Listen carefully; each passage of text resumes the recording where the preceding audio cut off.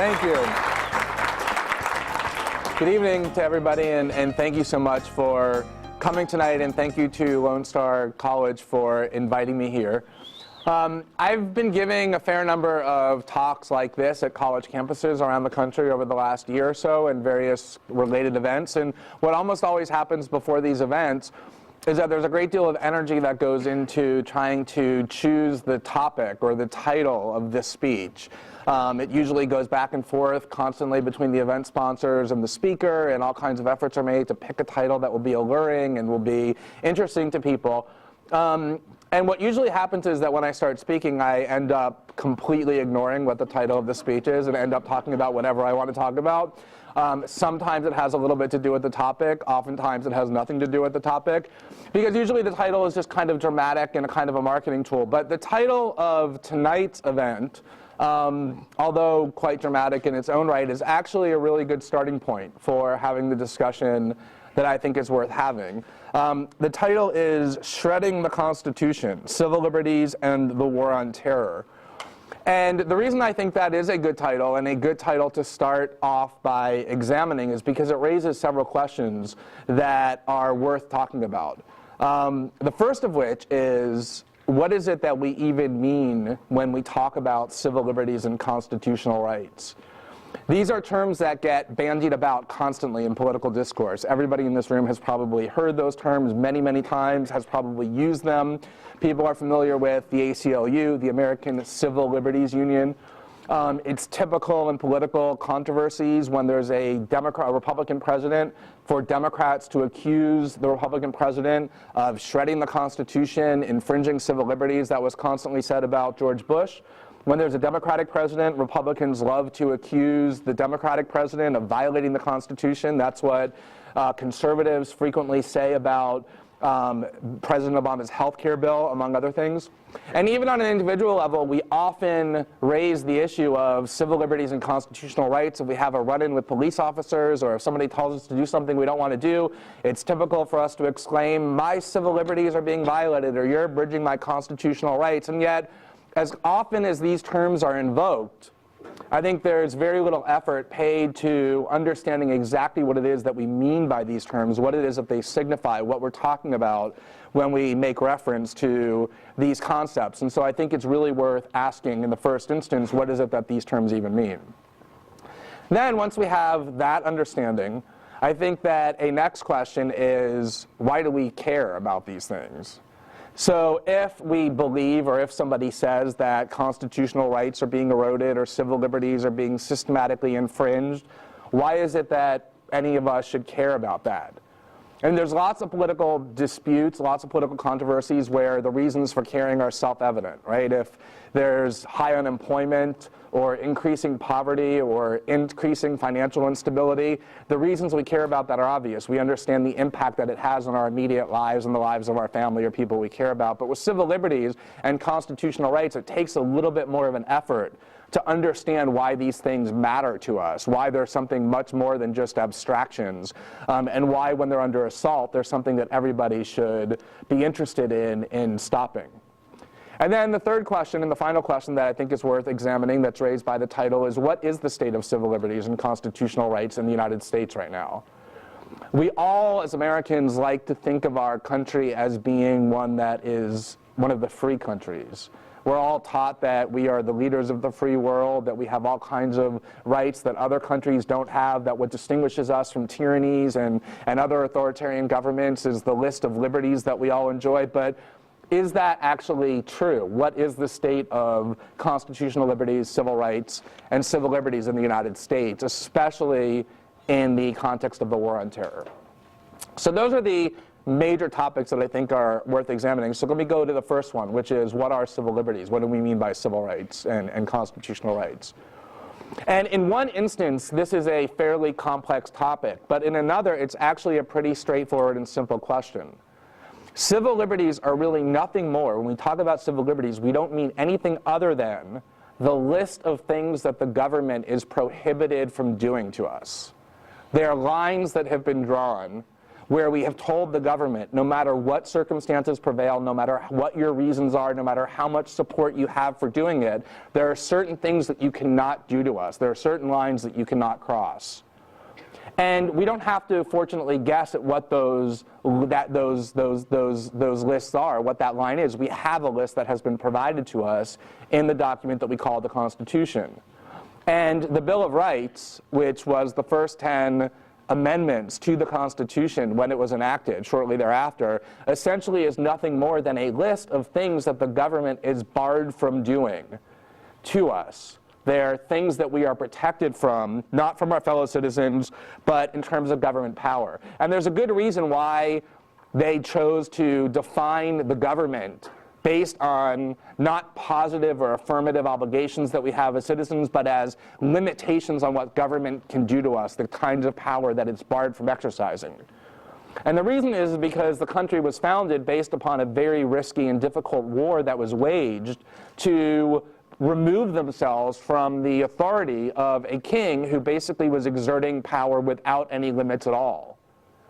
And so when the founders decided that they wanted to create their own government, this federal government, the principal preoccupation was, how can we be certain that we're not essentially recreating the very monster that we just slayed, which was this out-of-control government that essentially operates without limitations. And the solution to that fear was that there would be this document that would endure and that would be above all other laws, all other principles, all other political controversies, and in this document would be enshrined limitations that under no circumstances would the government be allowed to transgress. And that was how the founders decided that they would safeguard against the tyranny from which they had just liberated themselves through this war, this Revolutionary War. And even beyond that, what had happened during the discussion about enacting the Constitution was that most Americans at the time who were living in colonies were petrified of the idea of creating a federal government. They didn't understand why it was that this massive institution needed to be erected. Why couldn't they just simply govern themselves based on their local rule within the colonies? They were petrified that by forming a federal government, they would essentially be recreating a king, that there would be this massive political power that ruled over them and which they couldn't control. And so the Bill of Rights, these civil liberties, was the way that the people who were the proponents of the Constitution, who wanted the Constitution enacted, convinced American colonists to agree to form this federal union, which was, don't worry, there's this great list that we have that says that no matter what, the federal government can never exercise these powers. These are things that you are going to be protected from in all situations. And that list is the Bill of Rights. It's subsequently been added to by a whole bunch of amendments that the founders neglected to include or that subsequent events revealed needed inclusion. But that is the list that defines what we mean by civil liberties and civil rights. There are limitations, prohibitions on what powers the government can exercise. So there's a few really critical attributes about this list, these civil liberties, that distinguish it from virtually every other important political dispute that we end up talking about that I think need to be understood. The first one is, typically when we have political controversies in the United States, it always ends up being subject to compromise. So if we have a dispute over what tax policy should be, how much the rich should be taxed, there will be one side that says they should be taxed at 38%, another side that says they should be taxed at 32%, and eventually the two sides come together, they compromise, principles are dispensed with, and some kind of accord is reached by each side giving in and then going to the middle. And in virtually every single political dispute, that's what ends up happening. There's political forces that get together and compromise. But the nature of civil liberties, of these rights that are enshrined in the Constitution, is such that they are not meant to be subject to political compromise. They're, in fact, supposed to be removed from the process of political debate. These are absolute guarantees that don't depend upon majorities agreeing that they should continue to endure. These are things that no matter what majorities think will continue, and beyond that, they're absolute in their expression. So they're not things that say at some in some circumstances the government can do this, and in other circumstances the government can do that, and at some point there's going to be ambiguity and we get together and we reach agreement the way we do with tax policy or environmental debates. It's exactly the opposite. The nature of civil liberties is that they are absolute in their expression. So if you look at the First Amendment, you'll see things like Congress shall make no law abridging freedom of speech or freedom of the press or the right to peaceably assemble. Or Congress shall make no law respecting the establishment of religion or prohibiting the free exercise thereof. Or no warrant shall issue except upon a finding of probable cause. Or the right of the people shall be secure against unreasonable searches and seizures of their houses or persons or effects. Or no person shall be denied life, liberty, or property without due process of law. These are not ambiguous or mediated principles. They are absolute in their expression. They're intended to be removed from the process of political compromise. They're not subject to all of the same political forces that virtually every other issue is subjected to. The other aspect of this list of civil liberties that distinguishes it from all the others is that they're completely non-ideological. It's impossible to look at any of the rights that are guaranteed in the Constitution and try and put them in a box of defining them as being either conservative or liberal, or Democrat versus Republican, or left versus right. They're not susceptible to those kind of descriptions. So if you look, for example, at the First Amendment, the Congress shall make no law abridging freedom of speech, that applies 100% equally to people who are expressing the most right-wing ideas, to people who are expressing the most left-wing ideas. Same with the right to peaceably assemble, or not to have your property or your liberty deprived without due process of law. They apply equally to every person by virtue of shared citizenship. They're impervious to ideological categories. They can't be subjected to the kinds of labels that virtually every other political debate ends up being shaped by. And that too distinguishes this list of rights that we have that we call civil liberties. And then the final aspect of these rights that distinguish them from all others is that they're undemocratic. They're anti-democratic, in fact. What do I mean by that? Well, usually the way that laws pass in the United States is through majority rule. So members of Congress who represent American citizens gather in Washington in Congress and they vote on various bills, and if a certain bill ends up getting a majority of the votes in Congress and then in the Senate and then it's signed by the president, it ends up being enacted into law. So majority rules. If the majority wants a certain bill passed, that bill passes. For constitutional rights, majorities are irrelevant. Even if 95% of Americans, 99% of Americans tomorrow decided to get together and criminalize a certain political idea that they just found so dangerous and repugnant that they thought could not and should not be expressed any longer, it wouldn't make the slightest difference. The Constitution does not allow majorities to authorize the federal government to cross these lines, no matter how badly majorities want them to cross these lines. If tomorrow 95% of the people decided that they wanted to get together and establish Judaism or Islam or Christianity as the national religion, it would make no difference because the First Amendment prohibits the establishment of a national religion. It's irrelevant what majorities want when it comes to civil liberties. And in fact, the whole point of why civil liberties exist, of why this list of powers that the government is not allowed to exercise was so important, was because the founders feared what they called majority tyranny. That majorities could get together and using democracy so oppress minorities that essentially we would have the very tyranny that we were trying to avoid, but in the form of majoritarian rule. And so what these rights were designed to do more than anything else was to protect minorities. So the founders knew, for example, that if free speech was going to be abridged, that it wasn't going to be people who were expressing mainstream ideas who would be targeted, because if you're expressing an idea that the mainstream accepts, that the government likes, that most people consider to be decent, then you're not going to be in danger of being censored or being punished for your speech. It's the people who express minority ideas, ideas that are hated and despised, who are the ones who need the protection. or if you practice a religion that the majority approves of and likes and itself practices, you're not going to be at risk of having your freedom of religion abridged. It's people who exercise religions practiced by a small number of people who are going to be the ones targeted. And so the idea of the Bill of Rights, of these civil liberties, was not to further democracy, it was to put the brakes on democracy and to say that not only the government, but even majorities are not allowed to cross these lines as a way of protecting the minorities in the United States. Now, just a couple of comments about what the purpose of these civil liberties are. I just talked about what they are, but what is the essence of them? What is it that they really are intended to accomplish? One thing that they're intended to accomplish is fairly obvious, which is to prevent the government from being tyrannical.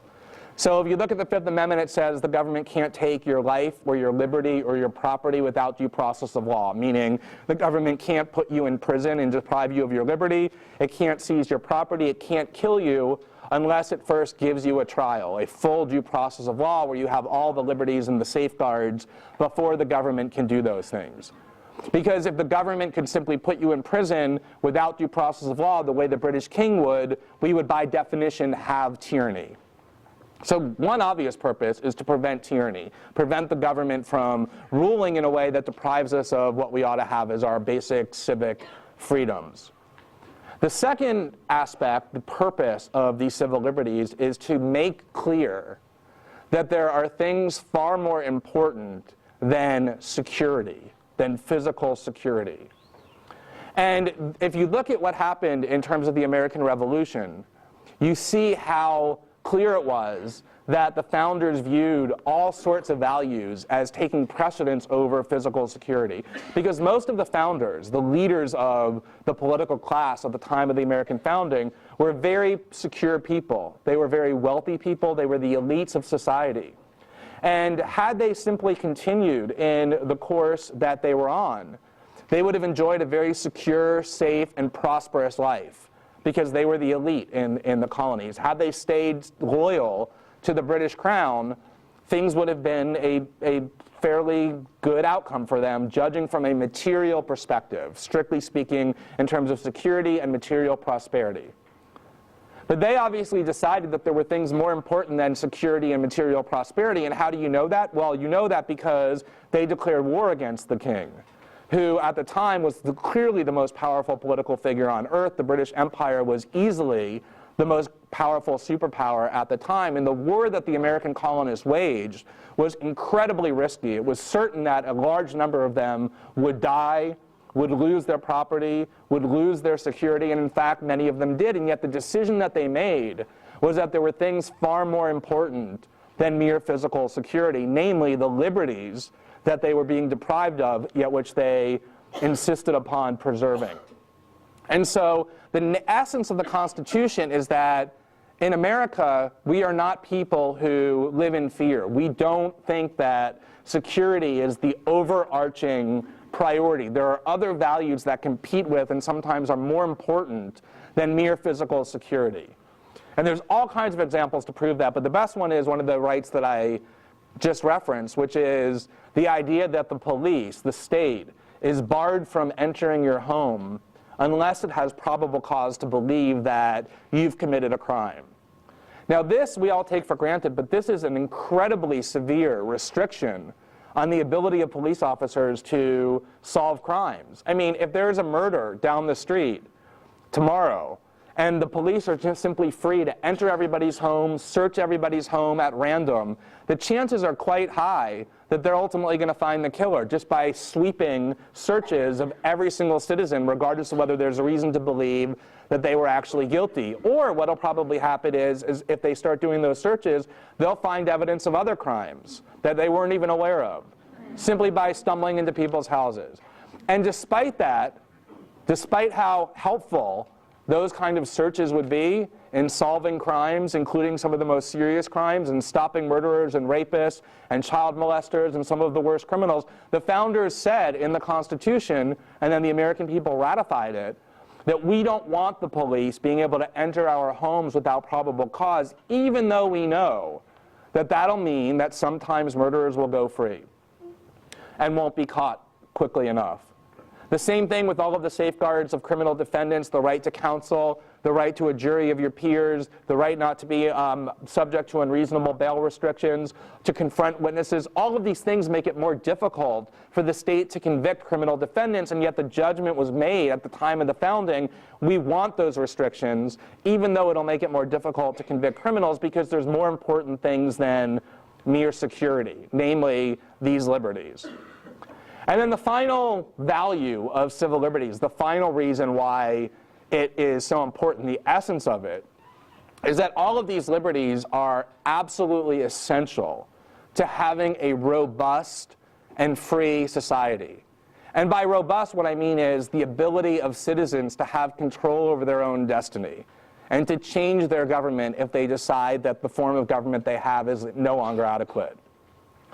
And to see how true that is, just look at what's happening in the Middle East, where people across the ideological spectrum say that they're very inspired by this uprising, this spontaneous uprising of ordinary citizens against extremely powerful dictatorships that have oppressed them for many years. And it's really remarkable that citizens banding together are able to provide such a threat, pose such a threat to these oppressive regimes that are armed to the teeth with all sorts of weapons and money, most of which was provided by the United States government. And the population is basically without any weapons. Oftentimes they're without education and any resources, and yet they're able to band together and be enough of a formidable force to overthrow these incredibly powerful governments. And look at how it is that they're accomplishing that. First, there are people who are speaking out against the government, articulating why the government is corrupt. That's freedom of speech.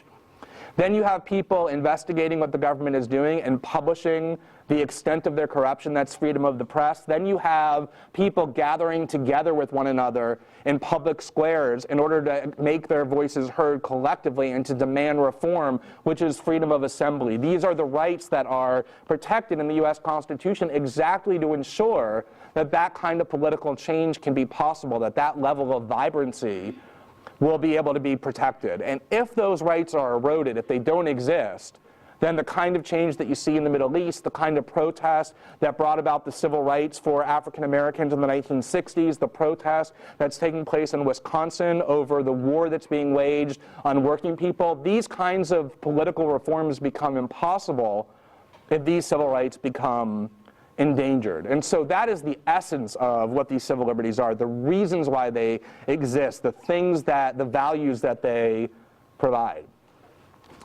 So that leads to what I said was the second question, and I just sort of answered it a little bit, but I want to answer it a little bit more, which is, why is it that we should care about civil liberties?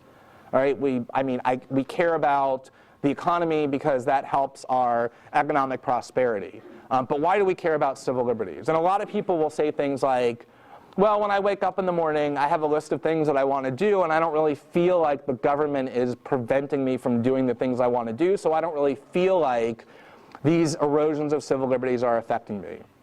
Or they say, the people whose civil liberties are being eroded are people way over there who are much different than I am, and maybe even people who on some level deserve to be targeted in that way. And so as long as they're doing it to those people over there, I'm not really bothered by it. In fact, I support it. And so the question becomes, why is that method of thinking, why is that reasoning corrupted? Why is it misguided? One of the things that, if you look at American history and really the history of all countries, that you'll find is that people in political power are often quite stupid, but there's some things that they're smart about. And one of the things that they're really smart about is that they know that if they want to seize a new power and start eroding civil liberties and eroding constitutional rights, the best way to do it is to begin by targeting the people who are the most hated in the society, who people fear the most, who people despise the most. And the reason for that is obvious, because as long as you start off targeting only those people who are the most despised, it's easy to get everybody else not to care or even to support it. Well, that person is so horrendous and has done such awful things that I actually think the government should be doing these kind of things to those people, just not to me. And you see this all the time. There was just a very significant Supreme Court case regarding free speech rights, where a local, or rather a state government, had passed a law that was designed to prohibit the family of Fred Phelps from protesting at funerals. And Fred Phelps is probably one of the most universally despised individuals in our society, and justifiably so. There's nobody who doesn't hate Fred Phelps. Yeah, and so what they thought was, well, if we can pass a law prohibiting Fred Phelps from protesting, since his protests are so repugnant, he goes outside the funerals of gay people who die or of military members who die and protests against them for all sorts of pernicious reasons, says all kinds of foul things to grieving members of their families. Just the most despicable kind of speech that you can possibly imagine is what the Fred Phelps family engages in. So the idea was, well, if we can restrict their free speech, no one's going to care. And even judges are going to understand that in this case, the speech is so extreme, so disturbing, so hurtful, that it'll have to be justified, notwithstanding what the Constitution says. Or, a little bit less extremely, but still similarly, after the 9/11 attacks, the American people became convinced that one of our enemies was Islam and Muslims. And there was lots of talk about how not all Muslims are a threat, but nonetheless, the fear of Islam and Muslims arose and pervaded the country because of the blame that was cast on that group for the 9/11 attacks. And so when it came time for the government to start trying to get the power to do things like put people in prisons without any shred of due process, without the opportunity to be heard in court or to be charged with the crime, the people they targeted were Muslims almost exclusively because of the expectation, which turned out basically to be true, that the fear levels that Americans had of Muslims would make most Americans indifferent to that targeting and would make a lot of other Americans actively supportive of what was being done. And this is how things happened throughout American history. There was a time when civil rights leaders were just as feared as Muslims were, and they were the targets. Before that, communists were. And you can go back decade after decade to the founding, and there's always a set of people who are despised by the majority, and they are always the ones who are targeted for civil liberties erosion. So this question has been plaguing civil liberties advocates for a long time, which is how do you convince the majority to care about what is being done to these minorities whom they fear, whom they perceive as being different than they, and who they actually think have done things that are wrong? And there's a couple of answers that I think are really important. For one thing, if you endorse the seizure of certain powers or the erosion of certain liberties when applied to a small group of people, it is impossible to confine those abuses of power simply to that small group. It has never happened in history. So if you look, for example, at that Supreme Court case that I just talked about, had the government won in that case and won the right to ban the demonstrations from the family of Fred Phelps, what would have happened is not merely they would have won the right to ban demonstrations of that particular family, but the principle would have been established that if certain speech is repugnant enough to the majority, then the government has the power to ban it or to severely restrict it in a way that it can't be heard, which means that if tomorrow, instead of deciding that the speech of Fred Phelps is uniquely odious, they decide that your ideas are the ones that are uniquely odious, this principle has now been established, thanks to your indifference or your active support, that the government has the right to ban those restrictions. The war on terror has produced all kinds of principles, that the government has power to put people into prison without charges, that they have the power to identify certain Americans to be killed without any due process, that easily could spread to another group. And that's one critical reason why it's important to defend civil liberties, even when the erosions are being targeted by groups that you don't care about or think have nothing to do with you, or that you even actively dislike.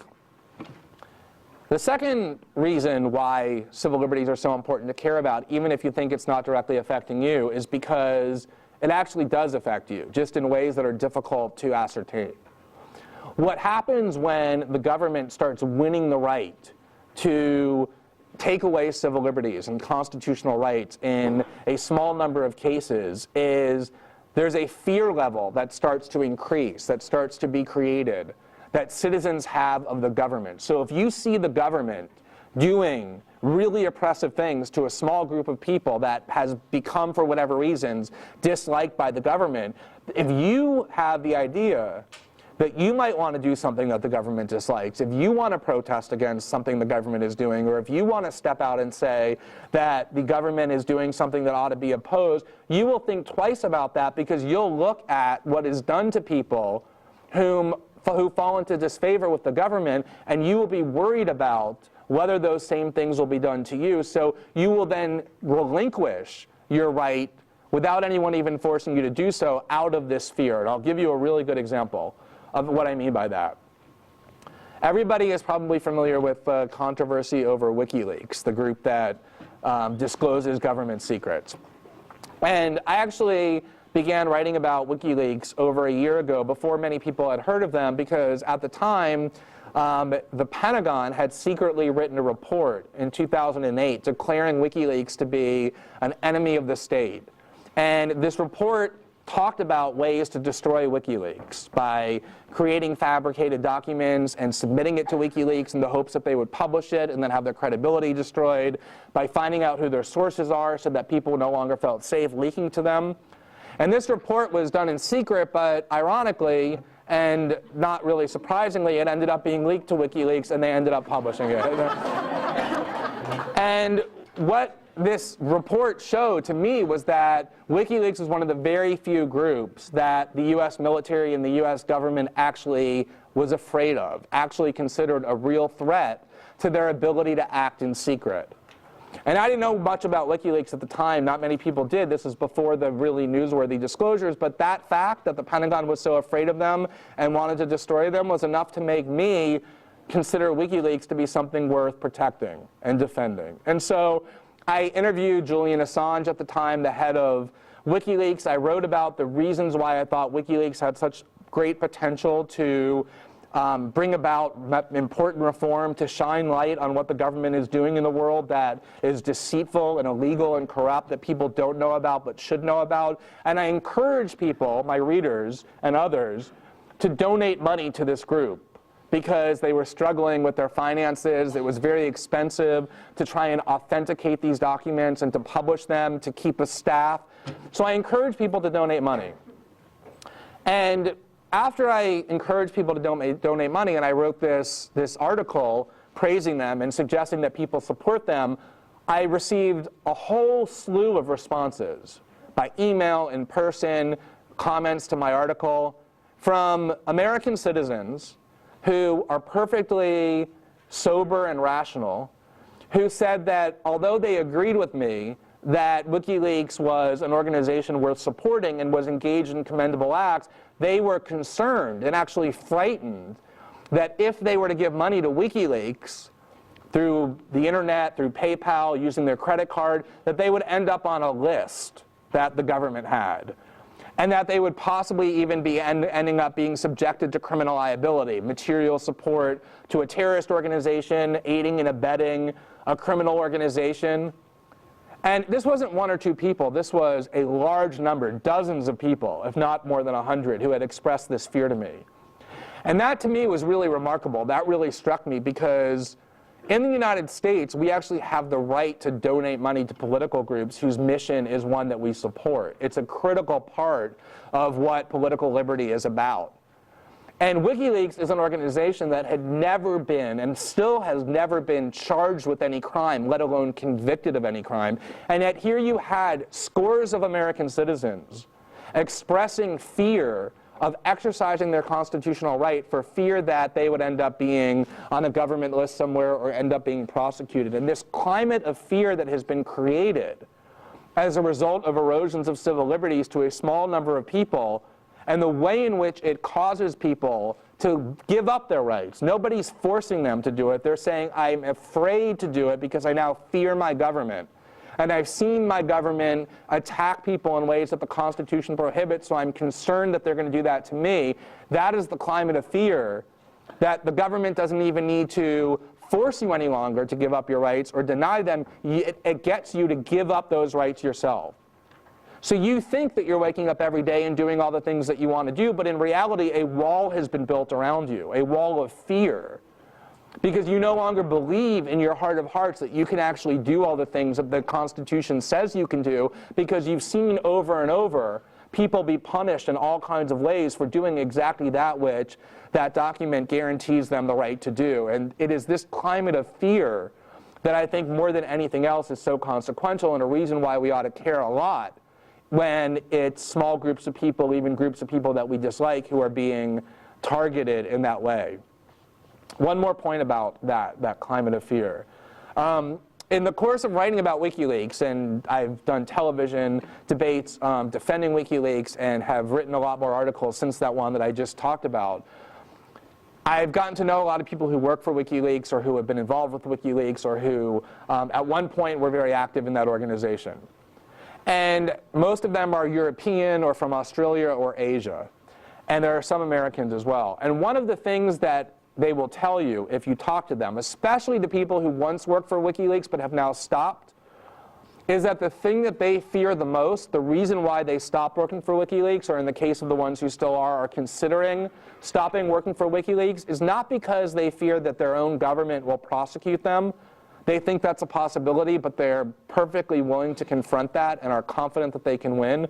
The thing that they fear the most is that they will one day end up having the government knock on their door, not to charge them with the crime, but to say, the United States has requested your extradition and we are going to extradite you to the United States. The greatest fear that people have outside of the United States is ending up in the hands of the American justice system, ending up in American custody. Because they've seen how foreign nationals and even American citizens are treated who are accused of jeopardizing the national security of the United States. They're thrown into holes, they're disappeared, they're denied even basic due process. And what's amazing is that this country has held itself out for so long and has been perceived as being the model of justice and freedom. And we tell the rest of the world still that we lecture them on what they need to do to preserve liberty, and yet so many people that you will talk to have as their greatest fear, the greatest threat to their liberties, ending up in the hands of the American government. And it has caused very committed activists in WikiLeaks who believe in transparency and the disclosures that it has brought to stop engaging in what is legitimate political activity out of fear that the United States will punish them. It is that climate of fear that I think is most significant and most difficult to recognize. So the last point, the last question that I think is raised by the topic that's worth asking is, what is the state of civil liberties in the United States? Is this perception that we like to have of ourselves as being the leaders of the free world and a free country truly accurate, or is this just a delusion that we feed ourselves to feel good about the place in which we were born and for some of us, and the place in which we live? And if you look at how civil liberties have been eroded in the United States, what you find in almost every case, I mean, there were civil liberties abridgments that began at the founding, obviously, huge systematic ones. The denial of the rights of women, of African Americans, of people who didn't own property. But if you look at what has happened over the last century in terms of civil liberties, in almost every case, the most serious abridgments of constitutional rights have been ones that were justified by appealing to war. So during World War I, war critics of the American government's role in that war were arrested. Statutes were passed to basically criminalize journalism that was critical of the war. In World War II, Japanese Americans were rounded up without any due process or suspicion of wrongdoing and interned in American concentration camps. The Cold War essentially gave rise to the McCarthyite witch hunt. It's always war that puts Americans in fear and gets them to acquiesce to giving up their basic freedoms. And we have now been a country that is, quote unquote, at war for longer than any other period in our nation's history, by far. Basically, we are a country that has been at war since September 11, 2001, which is almost 10 full years. And there's no end in sight to this war. And virtually every civil liberties abridgment and every constitutional right violation has been justified by appealing to the idea that we are at war, and that war justifies the government crossing these limits that the Constitution says that they can never cross. And what makes this war more threatening to basic freedoms than any other war that has ever happened before is that it's a completely ill-defined war. It's not like any other war that we've ever fought. Every other war that we've ever fought has been a war where we've identified a country or a set of countries with whom we were engaged in armed conflict. We were fighting not the people of those countries, but the military forces of those countries, and there were finite goals. So in World War II, the idea was to defeat Japan and Nazi Germany. And in World War I, it was to defeat the powers that had merged against Britain and France. And in the Cold War, it was to bring down communism. But in the war on terror, by definition, it's a war that really can never have any end, because terrorism is something that is always going to exist. And even government officials will say that this is a war that will go on not for years, but for decades and even generations. And beyond that, because there's no army that we're fighting, there's no country that we're fighting, what our government has said is that this is a war that means that the battlefield, the quote-unquote battlefield, is not any isolated physical place, but is the entire world. And the enemy are not people who wear uniforms and engage in armed combat, who we then capture and round up and hold as prisoners of war. They don't wear uniforms. They can be anywhere in the world at any time. Usually when we capture them, they're at home with their families or driving in a car. They're not engaged in any wrongdoing. And so the government's ability to declare people enemies is much broader and much greater than it has ever been before. And until this framework is subverted, until we finally say that we cannot be a nation at endless war, and a war that has no limitations, and a war that has no definable end, it's almost impossible to imagine how these civil liberties erosions are going to be curbed, because war always gets the citizenry to, out of fear, agree that their constitutional rights need to be severely diminished. And if you look at the history of the United States over the last 10 years, first under the Bush administration and now under the Obama administration, that's exactly what you see, is a continuation of policies based on the idea that was supposed to be anathema to what the United States was all about, that the most important goal, the most important value is security, staying safe, and that very little else matters. Every one of these rights that we were supposed to have protected can all be relinquished in the name of security, that the president alone decides how it is that we stay safe without any checks or accountability or balance from the other branches of government or from the media. And this is the framework that we've created, is one where the president literally has exactly the powers that the Constitution was designed to prevent any American president from ever having. And that's why the state of civil liberties in the United States is extremely poor, probably poorer than it's ever been for the population as a whole. And as long as this war dynamic continues, it's hard to see how anything will happen other than it will get worse. Those rights that are in the Constitution, when exercised, always provides the citizenry with the ability to change what the government is doing. That's what the Middle East shows. But as long as those rights are ignored, as long as we don't talk much about them, as long as there's very little understanding of them, then it's very difficult to see how that will happen. And that's why, to me, the critical questions are the ones that I said were suggested by this topic. What are these rights? What do we mean by them?